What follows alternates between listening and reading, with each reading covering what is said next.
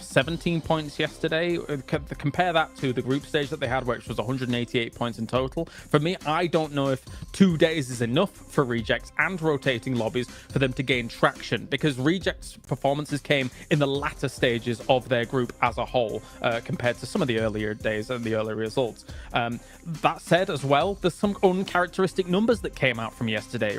Procedure, for example, only 10 eliminations across 6 games. This is a team that can get that in one game, no problem, considering what we saw from them in the group stage. So my eyes are also on them, aside from Alter Ego, because I just think that they're capable of more. 100%.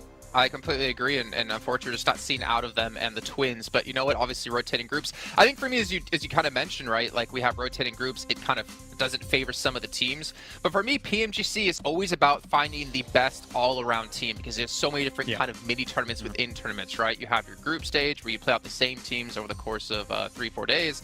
Then you have this event where you have rotating groups, you have to be adaptive. Then you get to the grand finals where it's going to be a sprint, or I guess the last stage coming up in just 2 days, where it's really a sprint, right? With just 2 days of play. You got to be good all around, and we're going to find the team to be just that, hopefully, very, very soon. But one team I did want to focus on, just really quickly, because I want to throw this out there in case it happens. Influence Rage. You're so far in the lead, there should be no chance you're ever going to fall into the bottom 8. Do you start to hot drop on some teams' potential, start to kind of put yourself in rotational paths of some of the teams, well, not obviously not them because they're not playing here, maybe Mad Bulls is a better case in the situation, to punish teams and prevent them from potentially qualifying?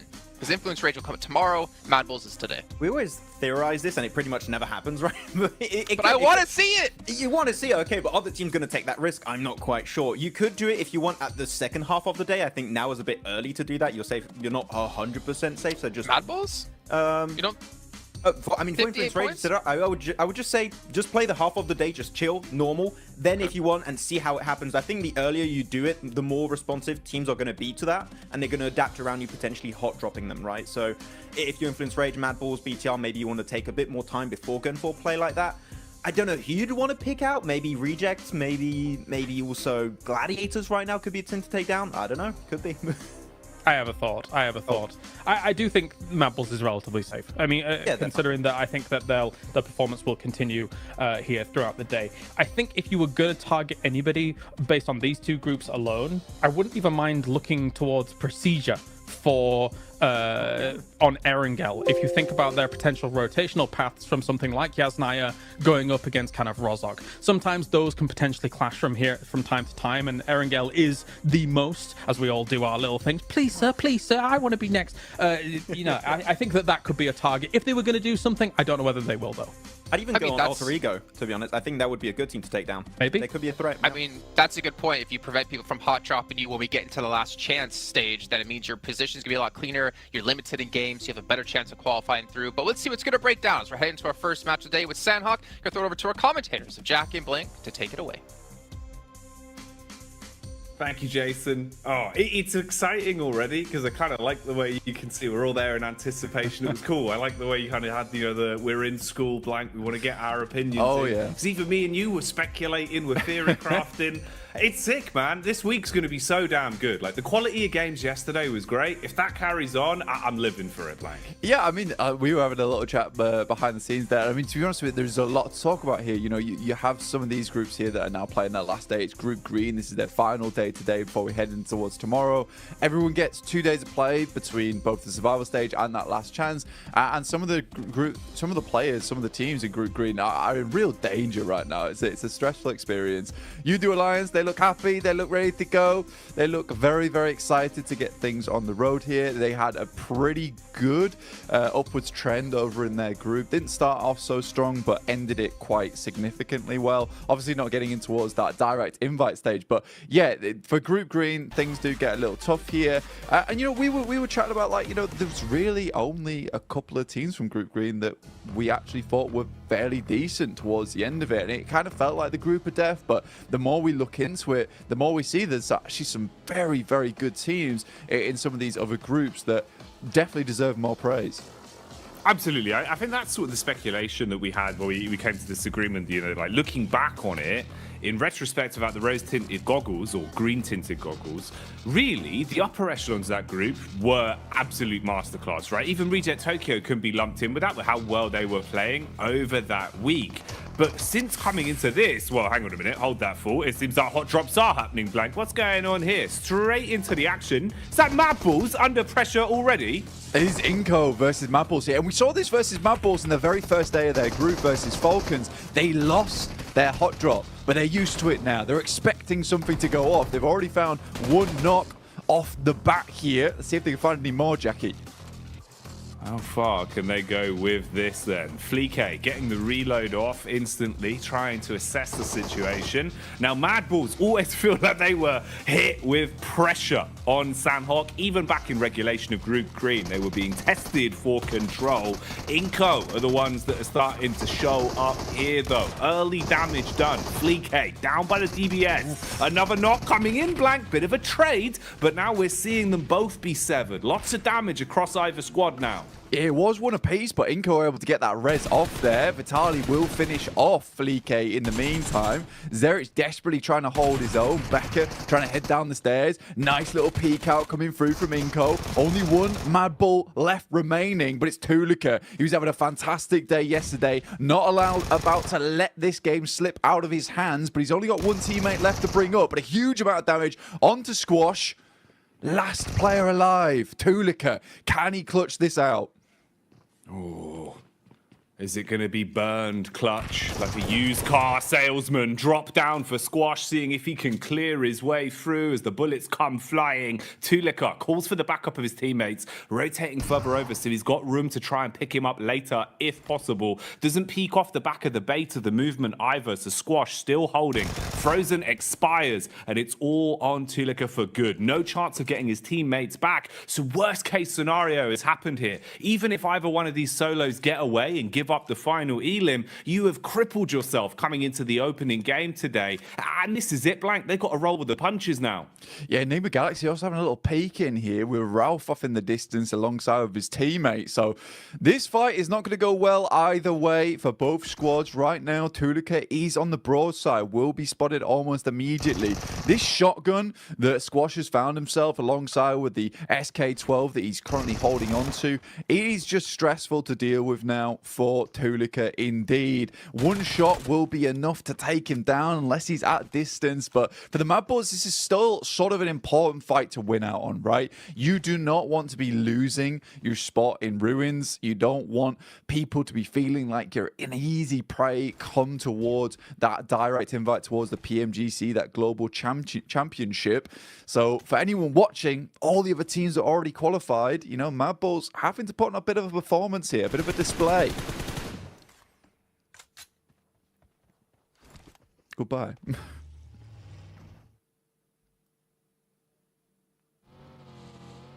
And with that, Tulika will move onwards. Ralph takes out the final player there from Inco. Difficult stuff ahead now for Tulika himself. Be moving forward here, Jackie.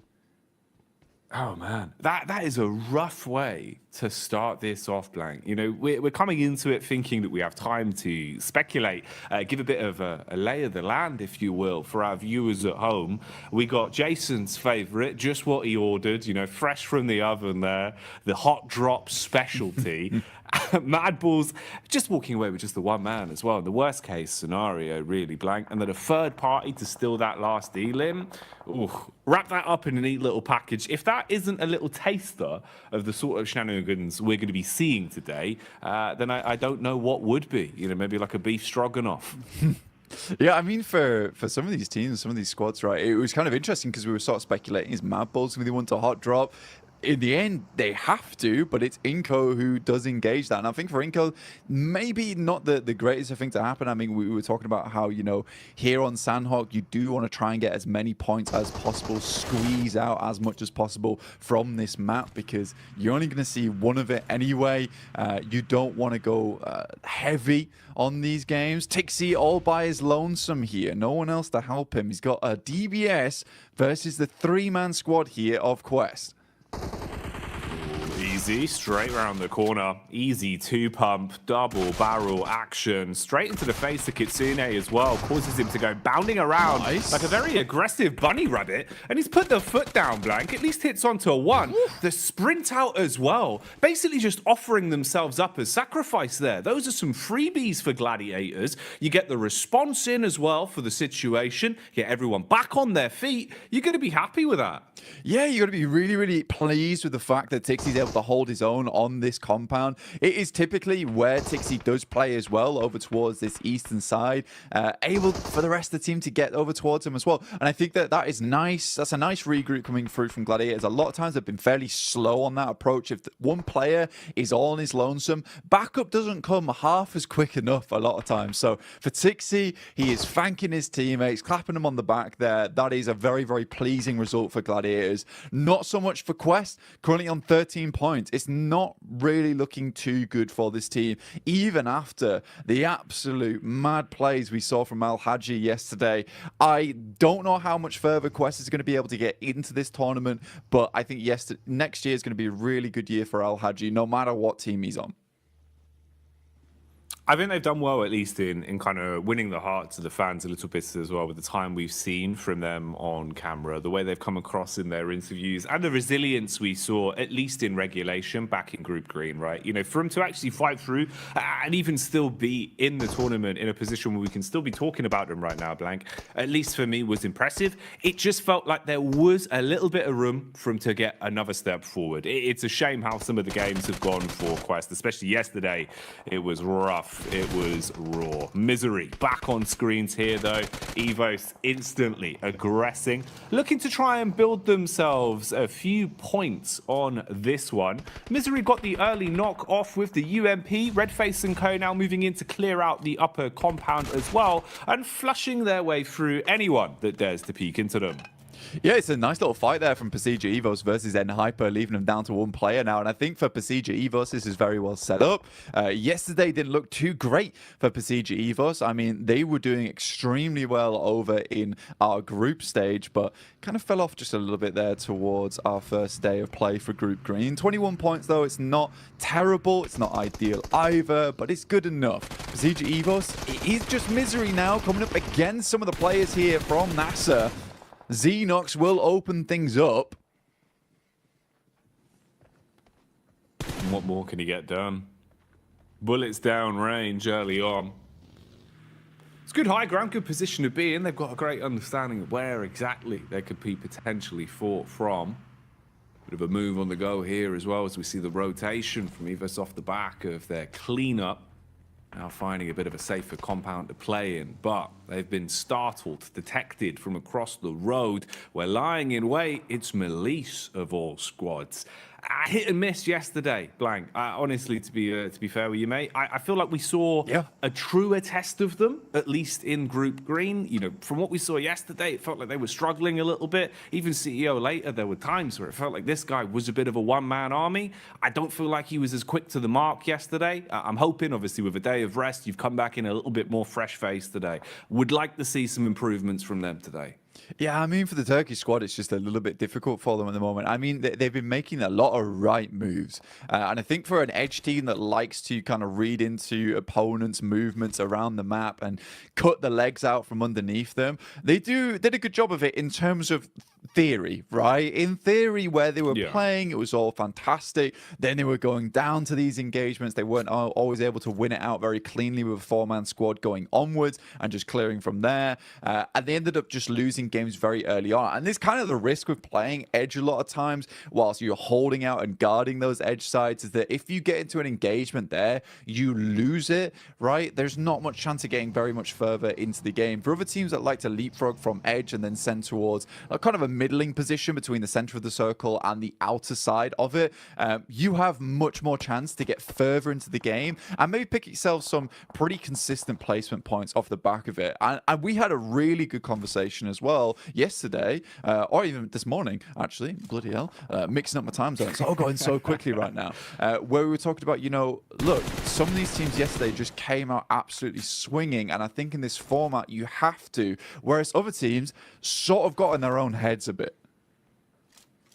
Yeah, that was one of the big focal points we were kind of sort of umming and ahhing over, about how you could see the difference of, let's say, a team like Influence Rage, who came out just playing their style, just absolutely giving it, right? Any opportunity they had to just swing on a fight, play confidently, going into an engagement basically thinking, you know, we've already won this. They're just thinking about the points being in their pocket.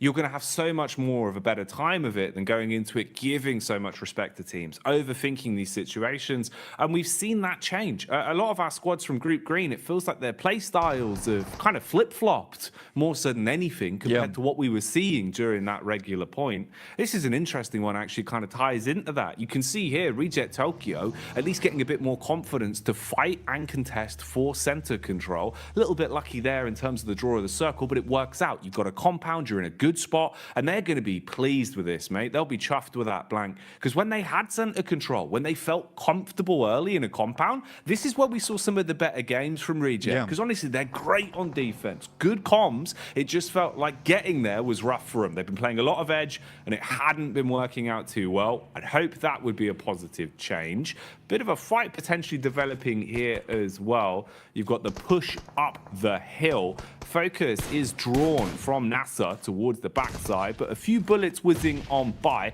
Room for a bit of a scrap here. Yeah, I think for Enigma Galaxy as well as NASA, this is a case where potentially Enigma Galaxy will just think about just swinging wide of this, potentially trying to get in underneath towards Painan. I think Enigma Galaxy is a team that is very well known for some of their more smart rotations. A little bit of a scout there from Ralph. He's in very much danger now of taking a knock. Luckily, the vehicle is going at a strong 90 miles per hour. Alter Ego zooming in towards where Reject is playing. Already Octa gets taken down here. They try and take control of one edge, but Reject has penned them in, locks them into one location. Now the nades can start to come through. There's a lot of damage off the back there. In the meantime, Duxan does take down Ralph. We talked about him earlier being very, very low. Pins pulled on the nades for Alter Ego, looking to see if maybe there's a way they can defend themselves with these bad boys. Problem is, they've already taken so much damage. Reject Tokyo setting themselves up. They're trying to reset in terms of the defense and readjust what positions they're playing from so they can support each other a little bit easier. There is nades in play as well. Reject Tokyo normally very good on lining up those double nades. That could be something to come back towards. For now, we'll see what's happening up on the hillside as well. There's been a bit of commotion here. Teams have been making their presence known, and that high ground control is going to be worth its weight in gold the longer this one goes on. So pressure being applied there. Rotation coming in as well. You got Alliance on the move as they start to make their way over. Drop in the smoke so they've actually got some cover to work with. And you'd need it because Melissa are close by and they're eagle-eyed, Blank. They've got eyes like a hawk. Yeah, for Yudu, this is probably one of the toughest rotates currently happening on around the map, where they're sort of locked in between DX as well as Malise Esports, and DX has a fantastic control of his high ground. Something we saw a lot from them yesterday is identifying some very strong positions on the map, but also being really good at holding them down. Not necessarily always in compounds, just in certain areas of the map where they have that high ground control. They can play around a little bit of hard cover and go from there. Circle moves very hard towards that north side. Now, that is a little bit of grace given towards MB Esports. They can use that to their advantage. You do Alliance, they take a knock in Flax, and a quick heal goes over towards Fatar there. So very, very immediate response from Yudu Alliance, but I don't think it's going to be enough here. I think they're just caught on with the worst end of the stick out of the lobby. Probably the only team that's going to suffer in the next minute or so, I would say.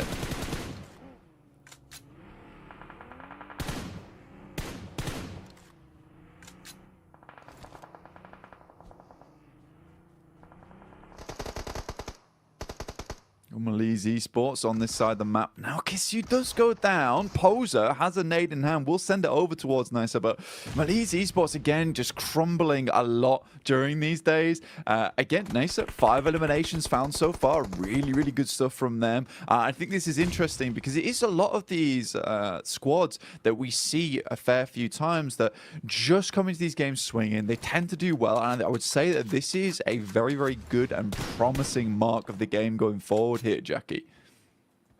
I'd agree with you, man. It feels like, actually, you know, we're getting into a bit of a groove now, a bit of a stride for some of our teams. A lot more aggression displayed early game as well here with the culmination of the two groups we have in today's lobby for survival stage. Now, they were being pulled and pushed in multiple directions here. It felt like they weren't quite sure which fight they wanted to set their gaze on, but now they've been thrust into one. They have to try and survive, taking a ton of damage up against Evos. Good lay of the land from Link as well. Knows to look towards the distance, can see just over the ridge side where his next opponent is coming from. They've got an understanding of where exactly he's playing towards, but with the bullets connecting, they're going to start to farm up these elims. Melise, meanwhile, are crashing down as well. This is Udo Alliance still trying to push over that hill. They've been doing this for quite some time, Blank, and maybe it's going to start to work out. Nice connection onto Levites. He's dropped and finished off for good, and they're still pushing in. Yeah, Cluck's doing a really good job here. I actually like the thought process we saw from Udo Alliance. Unfortunately for them, DX follow them down on that south side, which is a really cool play from DX. You don't a lot of times see teams chasing on this situation. In the meantime, Reject desperately trying to hold on towards their central compound. They left it, they moved towards that north side, but they did face off versus FaZe. But they're currently still in a strong position. Gladiators, for them, this game is very, very important. They already started things off really well with a 4 eliminer. It would be absolutely strange and weird circumstance that we see Gladiators get the majority of their points done on Sandhawk. As we know, they are horrid at this map. This is a map that they do not find a lot of success on, but already they're up to 7 eliminations. With 4 players alive, this is starting to be a really good run for them. There's an itch in the back of my brain just reminding me of one of the Sandhawk games we saw from Gladiators quite some time ago, Blank. And I just remember it starting off in the same kind of way. When the pressure's on Gladiators, when it feels like, you know, the story's not going to happen, the crazy comeback towards the end is never going to be there. It feels like finally that Cinderella story won't be written. Something like this happens. We've seen it before on Sandhawk. I don't know what causes them to play like this sometimes, but they've certainly had their breakfast this morning, and they're coming out with some fibrous maneuvers, looking very solid in the moves they're making. 7 elims to the name, Blank. How much longevity have they got on this one? We'll keep our eyes on it because Gladiators need a good game, and the individuals are playing to prove that.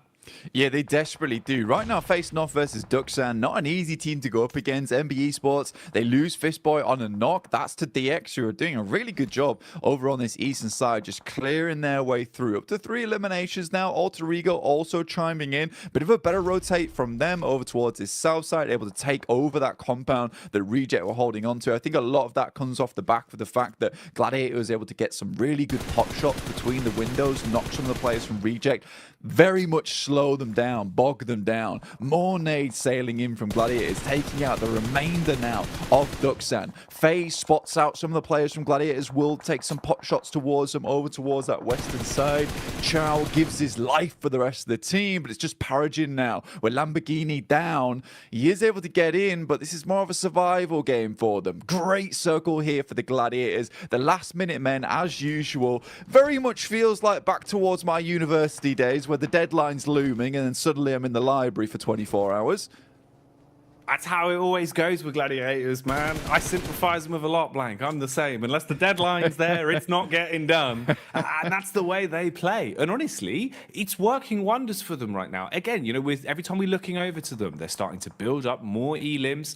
And like you're saying, zone-wise as well, they're in a good position to make a play off this. The one awkward encounter in the dead center as well is Reject Tokyo, now basically being the Reject duo, with all of FaZe in full force around them as well. So not really what you want to be. A bit of flat sharing going on, and that's illegal. It's called subletting, Blank. FaZe are going to clap back onto DX as well, finding a way to peek through the windows.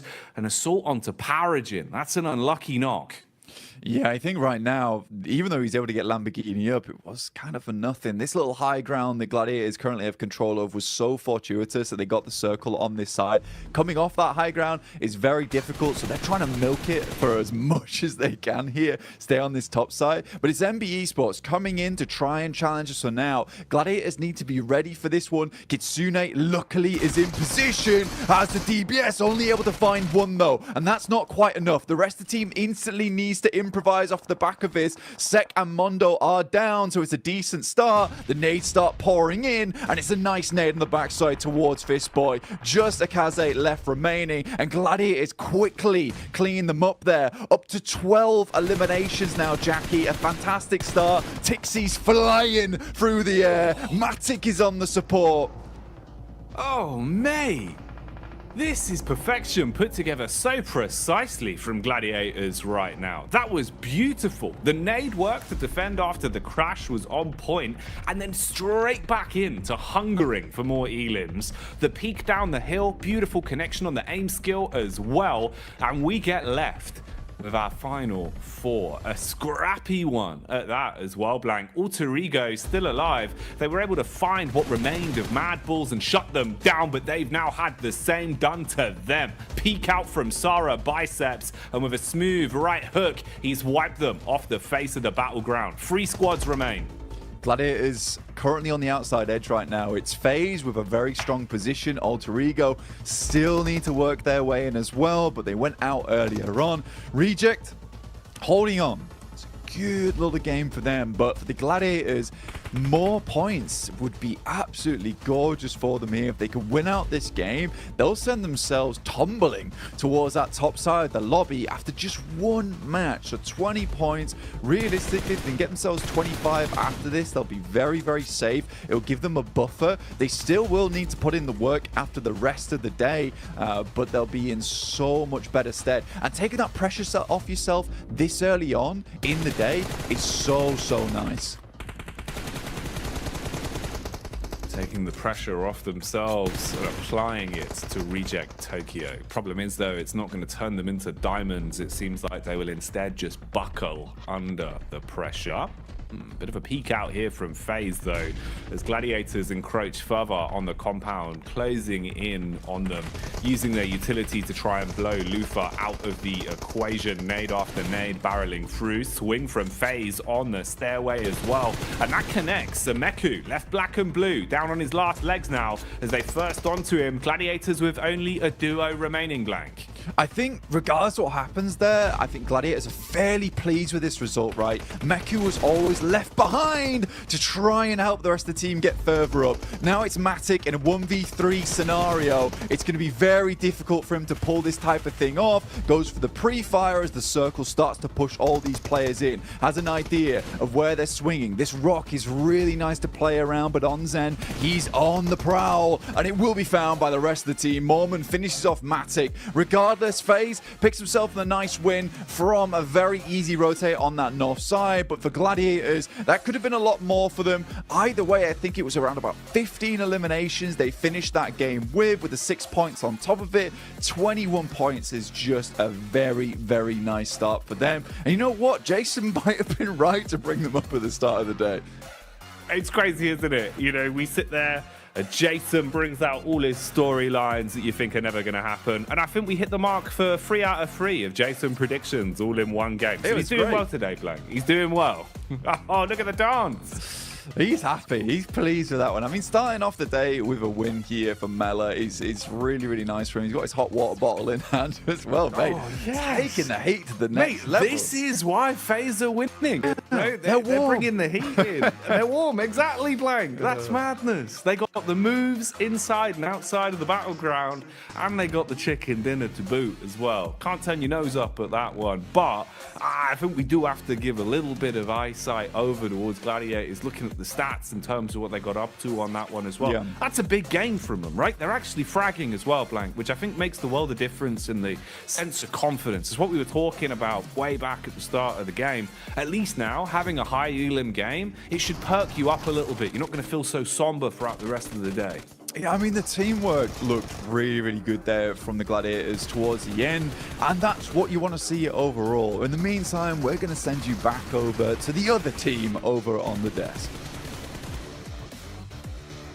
The desk team, the best team here. Like FaZe could get their victory on the board here, starting things off strong for Group Red. But to be honest, there's a lot of moving parts and a lot of working parts in this one that allowed quite a few other teams to have some decent results. You know, Max, I know you didn't want to talk about him at the start of the day, but I'm going to make you talk about him now.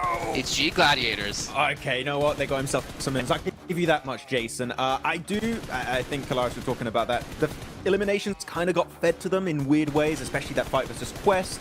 Alter Ego changing their drop location to the Eastern Island, and Mad Bulls fighting Inko, which means that their rotation path here, Jason, is completely free. Even if you rotate late, you can make it through Trifecta, you can get access to Bootcamp Hill, and off the back of that, they can just start blasting at so many other teams like Duxan, Alter Ego, and get 15 eliminations on the board. They needed those points here because they were in a tough spot before here, and they already doubled their points. They had 20 points before this match, and now extra 21. That is massive for Gladiators.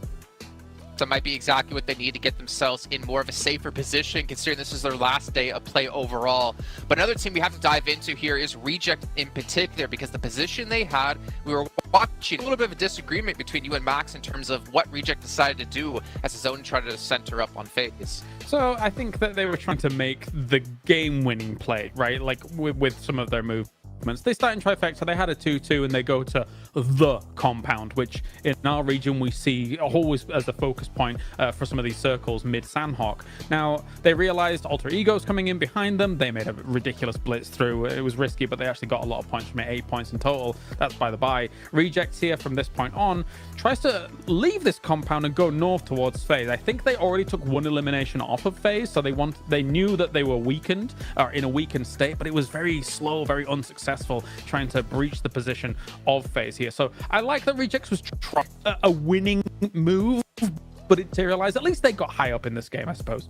Yeah, I think that the situation they were in with Alter Ego playing the Road Trifecta compound is you want to work with Alter Ego and stay in that compound for as long as possible to gatekeep other potential threats later on down the line. If you stay there with Alter Ego, you eliminate Nemo Galaxy, Deke Xavier, Duxan. You can also maybe eliminate some players of Gladiators as they're getting pushed down Bootcamp Hill, and off the back of that, you can transition through the rocks, maybe make over to FaZe. I think that was the better approach, but to be honest, the moment Deke Xavier died, right, Kalaris, they could play those rocks and survive super fine to the match. So it ended up working out, but I think there was maybe another option available. But that's the cool thing. There's so many ways to play it that you don't know which one might be the best at the end. I mean, yeah, I get what you're saying, like a symbiotic relationship in that compound for a little while. The thing I look at it is that they got third in this game, and would they have probably have got third if they'd have stayed in that compound as well? Yeah, probably. Yeah. But would they have got first? Almost absolutely not. So I think that, you know, they were trying to go for it all, and obviously it didn't pan out. Yeah, and again, trying to make those plays that are really important for them, considering Reject coming into this one from Group Green. So they only have, well, now 5 matches left to go. They have to get as many points as possible. They have to make sure that to make the right decisions, though, as we did look at a drop as well between Mad Bulls and Inko. And Mad Bulls, a team that it really doesn't matter for them, right? They're pretty much safe into the last chance. For Inko, though, at least them trying to scrape by as many points as possible. I think they got 3 with the eliminations. They're realizing, okay, well, this is not going to work out. Let's try to salvage with something, but they have to maybe look forward now to the next 5 matches. Yeah, you don't forget the best part of that fight here, Jason. You just Raouf come in like, sit down. just get rid of them right away. That was a good bit. That was a good bit right there. But yeah, it's a hot drop. It is normally Inko that would have to change that drop because Mad Bulls, as you touched upon, Kalaris, during that game, are already so comfortable. It is currently their fight to win currently in that position. If they win it, they clear it for the last chance. And Inko, they're just going to be maybe completely out of that position from the get-go. So yeah, Inko, cool. It's fair enough. There's only one of these maps per day. But you might want to try and think of avoiding those as much as possible because it can really impact your results over only 2 days worth of play. That is such a small amount of time that these hot drops can really impact your position. Yeah, it would be even especially more huge if there was more than one Sandhawk per day, right? But there's very little interest in giving up your position when you've done as well as you did like yesterday as Mad Bulls. One thing I do want to mention really quickly, because you said it while we were watching the game, and I kind of really liked the idea of it. We did see Alter Ego change the drop location, as was mentioned already on the desk here. They went up towards Cow. But then when the zone started to shift away from Corey, more centralized, and they were on the east side of Corey, you were talking about what do they do here in this position. And Clarence, I wanted you to bring that up just really quickly. Yeah, again, they're just playing really risky PUBG Mobile. Like going for these wide rotates, going up against Quarry, which is a very difficult place to transition away from. They have to bomb it through to try and make something happen. If they'd have come in from the north, it might have just been an easier time. But yeah, they did all right. But it's, again, very risky PUBG Mobile here. Yeah. High risk, potentially high reward for Alter Ego, who desperately need every single point they possibly can in our final 5 matches. And it's time to head into our second match of the day, which is our first Erangel of the day with Jackie and Blake. Ooh, the first of the 3 Erangals. This is good. This is always my favorite Porsche and Blank, because it feels like we start to get the more nuanced games, right, where we can kind of expect the more unexpected. But this lobby's already looking kind of wild, so we'll see what we get, Blank. We'll see what we get. We're in for some treats. Yeah, I think that the guys on the desk touch on a really important point here, is that for some of these teams, you know, specifically what Kalaris was talking about really interested me in the sense that, you know, Reject, they go for the game-winning play at the end of the day. And I think you have to do that now. You really do have to go for these sort of things, because honestly, for Group Green, we know that this is their last day of play to get in towards that survival stage, to not be in the bottom 8. And again, because you are the group that's playing the first 2 days in a row, you don't play the last day, you don't really know what marker you're aiming for, right? You don't know where that bullseye lies, because no one is on that 16th position where it's just fixed, and you can think to yourself, we only need to get this amount of points to get in. So you have to push it to the max every single game, and I think that some teams are realizing, I would say too late at this point in time in Group Green, that they have to go for these game-winning moves. That had to come through yesterday. It absolutely had to come through yesterday. I think Mad Bulls took their fate into their own hands very quickly, as did Influence Rage, who have more than secured their position over towards the last chance phase. At this point, I think they have 77 points, something ridiculous at this point in time. So I think for some of these teams, maybe it's coming through too late. You need a little bit of luck today. You need to really hit your shots. You need to be making strong rotations, and maybe, just maybe, able to bump those points up just enough. I think for Quest, that instant elimination at the start of the day there on Sandhawk versus a team that most people regard as not the greatest Sandhawk team, will really knock their confidence in a big way. We know Quest made it in by the skin of their teeth, literally 1 point in Group Green to get towards that survival stage. I don't know if that sort of playstyle is going to cut it here, where a lot of teams, we're starting to cut down past the teams that, you know, didn't get past the first group stage. They're now in the survival stage now, where we have a lot of really, really strong teams. They won't just sit down and die like Tiamba did. No, it's not going to be anywhere near as easy or as fine of a margin. I think that's the other part as well, is the fact that that was 1 point of difference. I would imagine it's going to be a little bit more of a stark contrast here. Oh, hello, imagine I would have cried. That would have been huge, man. Full John Rambo action to start off the day, but not going to happen. They will try and instigate the fight, though, onto Melise as best as possible, whilst they know they're a little bit fragmented over in Alliance territory. So he's going to go breezing off, and Poser will join the rest of the squad, group up and see what they can get done. But yeah, it is very, I don't know, it's quite a curious way to start off the day, really, in terms of some of the teams that we saw playing well. It was a bit more unexpected for me. After what we saw from Gladiators, I was kind of starting to shift into that, you know, you don't believe in the Gladiators camp. But as soon as it feels like you hit that point on the meter, that's when they bounce back. I think they do it just to, like, spite everyone. They do, man. They really want to kind of like rope you into the idea that it's not going to happen, and then, you know, they make all the fans book their tickets last minute to the finals. That's how that always goes. But we'll see if they can maintain pace, because it was a good game from them. But it's a key point that you hit on as well that I think is quite interesting, in the sense that the best they can do now is try and repeat that as much as possible today, because obviously they've left themselves with no other chances to accumulate points. So if you're leaving it up to another team to decide your fate, that's the rough part. Losing Alva off the back as well. And I think this is something that's happened a few times now coming through from the boys on the squad. And I think that when you look at this, for Alter Ego, you just maybe drop trash around Mansion. Don't go for this 2-2 split between Lipovka as well as Mansion itself. It's not worth it. With the amount of teams that saw you yesterday get trounced by other squads, of course, NBE Sports is going to come down here and start to take some pot shots towards you. Mondo's coming in with the UAS, likely to clean this one up. The best Rosemary can do is send out some smokes, trying to hit a couple of shots over with the DP, but I don't know, man. No, this is looking pretty raw. It's like uncooked beef at this point, Blank. It is not what you want, mate. one by one, just getting finished off a little bit here for Alter Ego. They've had such a rough couple days in terms of their opening drops. And again, you know, it does really feel like everyone's sort of passed the word around that Alter Ego is the easier team to bully on these drops, Blank. It just keeps happening. Yeah. I mean, you make yourself an easy target and teams will want those points off from you. And you don't make those adjustments, it's not going to go well in future. Maxman, very astutely The Max pointed. update. Max update, from the Max Mansion itself.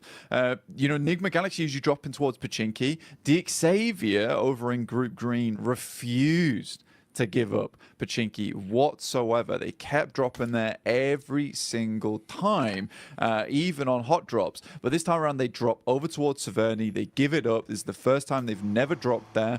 And I think for the Xavier, this is actually a really, really important little tidbit to go off the top of, because I like this maneuver. You drop towards Pachinki versus Enigma Galaxy. You know this is a strong team, but right now you're currently third place, 53 points. Consistency, it can be afforded now. So a Severny drop for DXavier when it's open, completely reasonable, I would say, to go for this team. They know they can get further into the map. They know that they're strong holding in that mid game and then trying to take out teams towards that late game as well, with a little bit of sweeping from the high grounds.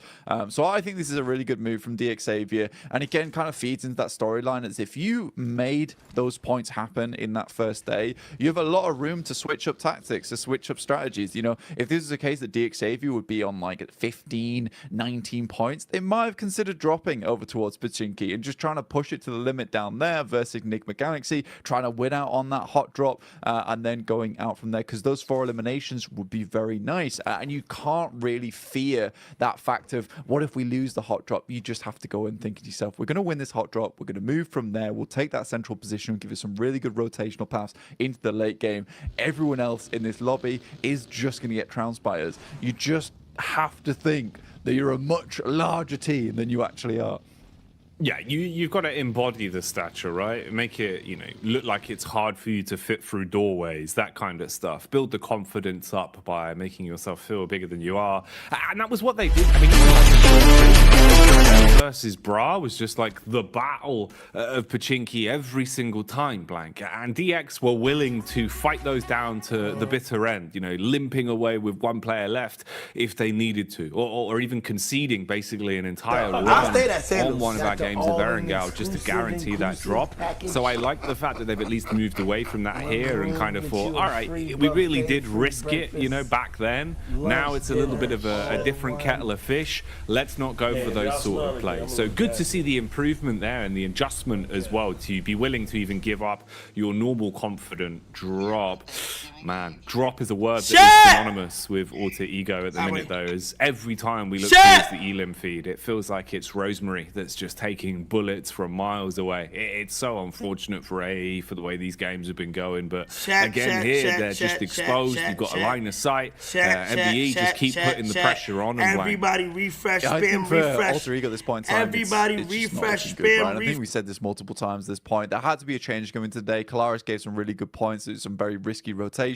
I think this one in particular was a risky drop as well.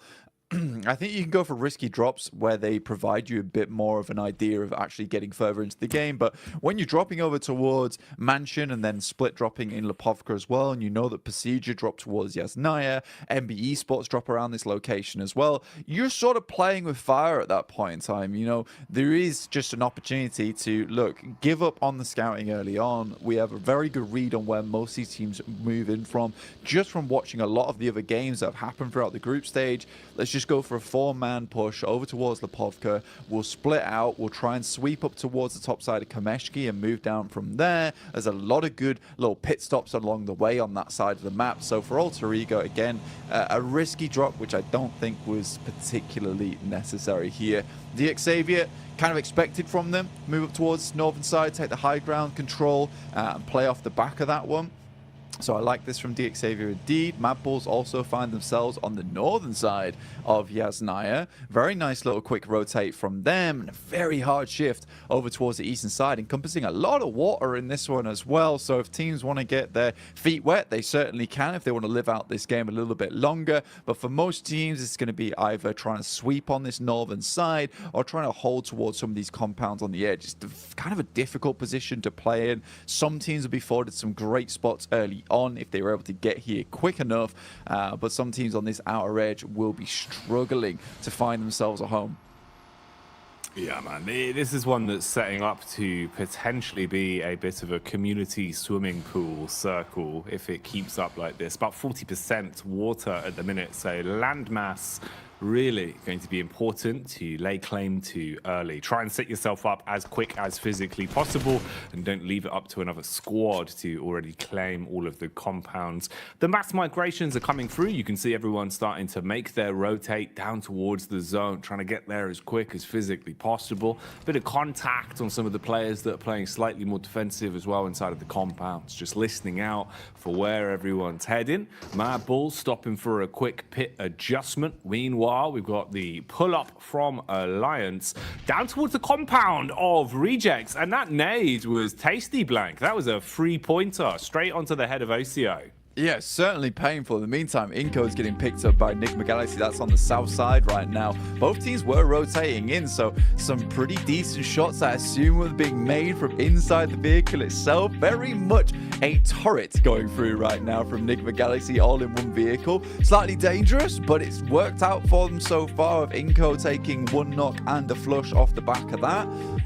Meantime, Malise Esports situate themselves all the way over towards Lipovka, try and keep themselves as safe as possible. Alter Ego regroup on the coastal side towards the east with 3 players, but surrounded by an N-Hyper as well as the Mad Bulls, who have picked up what I think is one of my favorite positions within the circus, a really nice ridge side that you can play from over on this eastern edge, and keeps you very clear. You do have to worry about some of the teams on the eastern side. See right now, Nick Galaxy just cannot find anywhere to stay. And this is what I'm talking about. If you come out on the edge here, you are going to be driving around a lot. And it's even more terrifying the fact they're in one vehicle, which is exactly why they try and get into a second, but not before Coops is pulled out of it. And Freak will just have to leave off the back of that. Man, it's so unlucky. You see the heads-up play there, trying to dash the smoke can before the drop, so it blooms to at least give him some sort of cover. But unfortunately, Udo Alliance had such a good angle, such a good line of sight onto that position that they've basically just been gifted a freebie. And the situation there worsens even more for them. So you're still driving around looking for a parking spot in a never-ending garage. And there will never be a parking spot, Blank, because everyone is already set up with guns, using these parking spots as compounds to play in. Yeah, and they won't be leaving anytime soon, so you're not getting that middle space. I'm sorry about that. In the meantime, we do get a circle that moves down towards that south side, in which case Reject and Udo Alliance's compounds become very, very valuable indeed. So for Udo Alliance, currently they do have the strongest spot, which is up on high. Reject slightly safer in terms of the fact that they can just sort of sit in this compound for a while. You know that Udo Alliance, with them being in this compound, they're not likely to move anytime soon, so they don't want to expend too many grenades just sending them down over towards Reject. So Reject have this outpost which is guarded by Udo Alliance. Eventually they are likely gonna have to fight against one another, but both teams in this sort of mutual agreement at the moment. Malise as well, hitting a nice shot across onto Freak and dropping the man. So the situation still just going from bad to worse, second after second, constantly taking damage and feeling uncomfortable, just playing out in the open, exposed to the elements at this point. Reject Tokyo firing off the warning shots. FaZe on the move as well. Round the side of the ridge, contact from inside of the building. iFan spitting bullets at them, seeing if he can keep the pressure on. Mormon going to dash back with a couple of smokes as well, at least provide some protection. Koi's got the range on it. He's trying to debate whether or not he wants to engage on this one. If he can hit the shots with such a substantial drop, battle back as well. FaZe constantly just taking damage from either side now. A lot of HP being licked off them as well. So this could start getting a bit rough for FaZe, Blank, if they can't find a way to calm this one down. Yeah, and Hyper has got so many angles on you. GK first over towards the shack right now. G-Fan taking shots from inside the building. FaZe have sort of set themselves up in a pretty horrid scenario right now for themselves. Hyper looking to potentially regroup, but again, GK first comes in with another clutch shot over towards Mela, in which case they might just send towards this. The blue is pushing them in, and an opening knock like that is absolutely gorgeous for them. First one's what you want. How many more are in store for them? Be a nice way to reality check FaZe straight away, man, off the back of their chicken dinner as well, if you could pull them down here. I don't know why GK keeps going for these shots, to be honest. So greedy.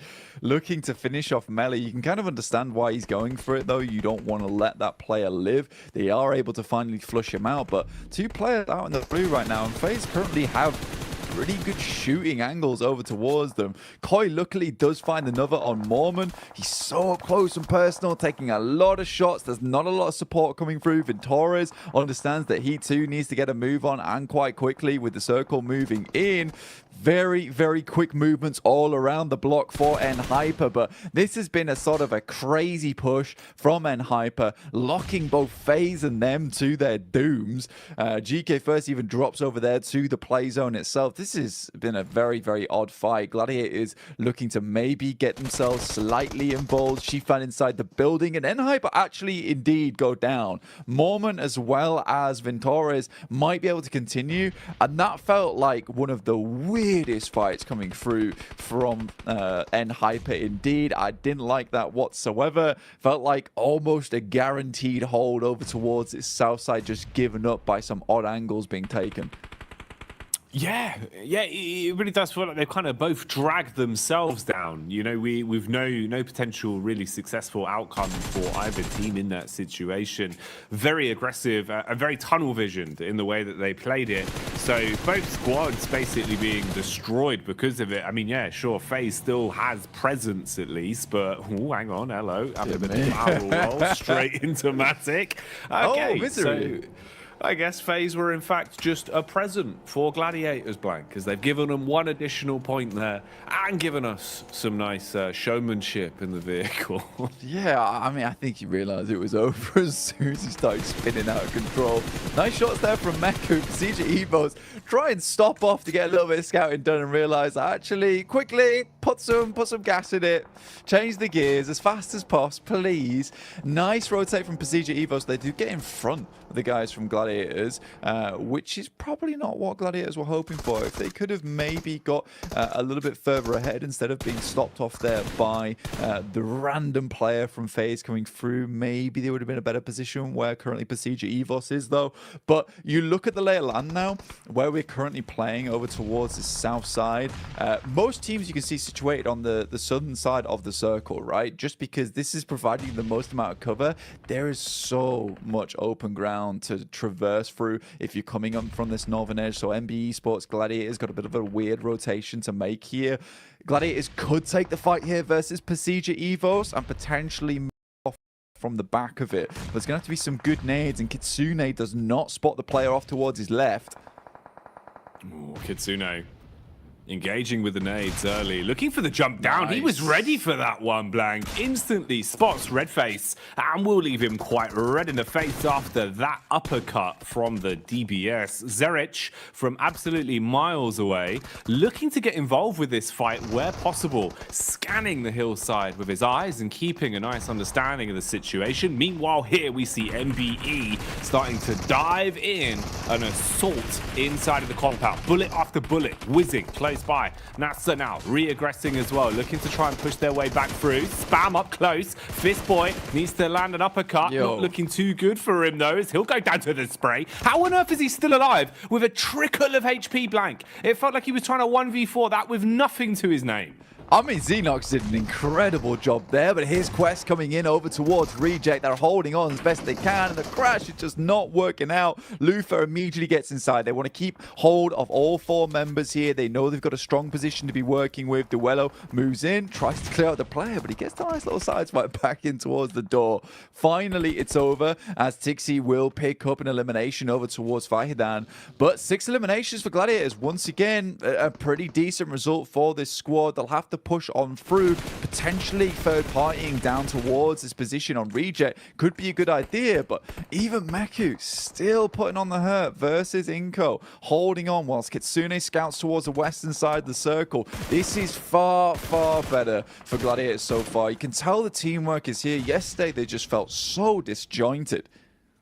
Well, they're just fighting as well, Blank. I think that's the one big difference, right? Is we're seeing them play so confidently now where they're actually pulling up, looking like they're going into these engagements with the idea being to win them, with the idea being to get elims. Whereas yesterday, it felt a bit timid. It felt like they were playing inside of a box and kind of waiting for teams to come towards them. So I'm glad to see it. Definitely a much needed facelift for Gladiators, looking a lot more like the side that we like to see, at least. A lot of movement going on now as well. Bit of reshuffling. There's a ton of commotion down here. So everyone's kind of ringing the proverbial dinner bell, if you will. And it started to bait in the rotators, the mandem that want to pull up and try and squirrel away some of the points. So let's see if that'll be a potential outcome here. Roadside shenanigans for NBE. Meanwhile, Melise engaging on Origo. That was big, Blank. Nice nade to open it up. Yeah, an absolute chunky nade as well. Kisyu looks for another, sends it in, but Origo is tucked away just for the time being. Smoke's been dropped down by Melise Esports. They don't want to get caught off on the side here. In the meantime, Becker on his lonesome trying to take down the rest of DX Xavier. Does find at least Levi's here, which is fairly impressive indeed. CEO later off in the wings, looking to see if he could spot any of the players here in Lipovka. Alter Ego, they drop in Lipovka itself. This is where they've resided for a very, very long time now, looking to potentially get a little bit more out of it. But Melise have them surrounded. Reject once again, surviving their position, will have to move forward. They know that UDO Alliance are behind them. UDO, what can they do in a spot like this, playing on a hillside? Flax adjusting the crosshair, paranoid about the smoke expiring to his left, but wants to prioritize the correct angle, hoping they can get some shots off onto Reject. Once they expose themselves, they've got a 3-pronged smoke wall blocking themselves at the minute, with the tree geometry providing a bit of cover as well. Slowly pushing their way up past the bushes now, as Lufa will jump in the rotate car. Oh, should have got info on that as well as he drove up. Seems like he knows he could be peeked from the ridge side. So we'll smoke that off and try and cover himself. Clut's up top, Blank. Man's got the DMR as well to work with potentially here. Seems like it's the shotgun also. Nice little DBS for close range engagements. And nades to boot. That could be a bit of a banger. Seems like it should be on target, but slightly off the mark. Yeah, you really need an airburst here, but a nice shot comes through, and I think that's from MBE Sports actually over towards UDO Alliance. The Gladiators continue to lose members. Squash finally does go down off in the distance. And the circle does center up and confirm up towards Lipovka. So any team that made that decision early is happy about it. But look at this. UDO Alliance is losing members left and right, but the drop shot will at least keep them alive for a little bit longer. But the drop shot just ends up with them being dropped themselves. UDO Alliance out and Reject up to 5 eliminations. A very different face on this team, looking more Oni-esque today. Demonic coming through from Reject. This is more what we wanted, right? You're raising hell a little bit now. They're getting stuck into the game, Blank, not playing as timid, fighting when necessary, trying to play towards center, contesting for edge control when needed. It's better from Reject, but they've got to maintain that, keep that course going. Don't let it drop off now, as they do at least find their way through the test of UDO and control that one. NBE keep popping up all over the shop. It feels like NBE have just been running back and forth, trying to stay alive from this roadside, having little moments of chip damage onto anyone that peeks into them. They're still here for now, just in front of Rejects. They're exposed if they go for a bit of a push. They're just using the smokes to hold themselves for now, but Sara is engaging with it. It's a nice first nade. Got the lineup on the second as well, Blank. The nades alone could be enough to deal with them. Man, the long arm on Sara is looking good, but nasty shots coming in from Nakaze through the smoke, takes down a fair few of them. Now Duello left to challenge versus Nakaze off in the distance. Nice shot on the edge, but quickly cleans them all up. And what a clean finish there from Nakaze at the end. It looked like it was all done and dusted for the squad, but fantastically well held out by Nakaze. Gladiators still at 4 players alive, but one of the final teams to be on this northern edge alongside them and NBE Sports. Mad Bulls up to 5 eliminations, Gladiators up to 8. They're doing good here. You asked about a bit of a repeat. We even heard about the dinner bell, and so far Gladiators have been hitting us with some nice mashed rotators at the moment. These rotates have been clean. Whatever they're cooking up today, Blank, it looks like it is fresh, not frozen. Nothing being reused here. Ooh, turning up the heat, though, as the kitchen metaphor continues. Have to get out of that one. Melise set ablaze, couldn't handle it. Kiss You dropped, as the M4 will give him the damage. Business being done. Mad Bulls close by as well. They can start to breach and clear. Take the players out that are inside of these buildings now, but Frozen crumbles. He cracks under the pressure on the contact. And it's all getting a little bit sheepish. Constant damage being fired out by Gladiators, sure, but no one wanting to make the first mistake. You have such a sheer number of squads all close, shoulder to shoulder inside of these compounds, with only Gladiators being able to complete the push down towards the beach side. They're in a pretty dream spot right now, and it's going to be so much harder for this heat map of teams we can see all on top of each other inside of the neighborhood. A nasty neighborhood, Blank. They're not friendly neighbors. Not at all. Everyone's just leaving some horrid messages on one another's doors right now. People just aren't picking up the newspaper. They're turning the Amazon delivery guy away. They will not be handing that through the post box to their next door neighbor at all. But for Gladiators, what an incredible circle for them. Moves up towards this north side, and they've had direct contact with a lot of these teams on the southern edge. What's great about this rotate from Gladiators as well is that they forced out the Mad Bulls from this position just with sheer firepower. Up to 9 eliminations, set 50 points after the back of this game, just around about 18 points behind Mad Bulls, who we know had a great day yesterday. This has been very, very good stuff from the Gladiators, and again, it's that pressure off in that first game that allows you to succeed later on. They're moving in over towards NBE Sports. Sec, barely any HP. The vehicle flies over the top, and Tixie's there on a Kaze. He's quickly put down, and NBE Sports is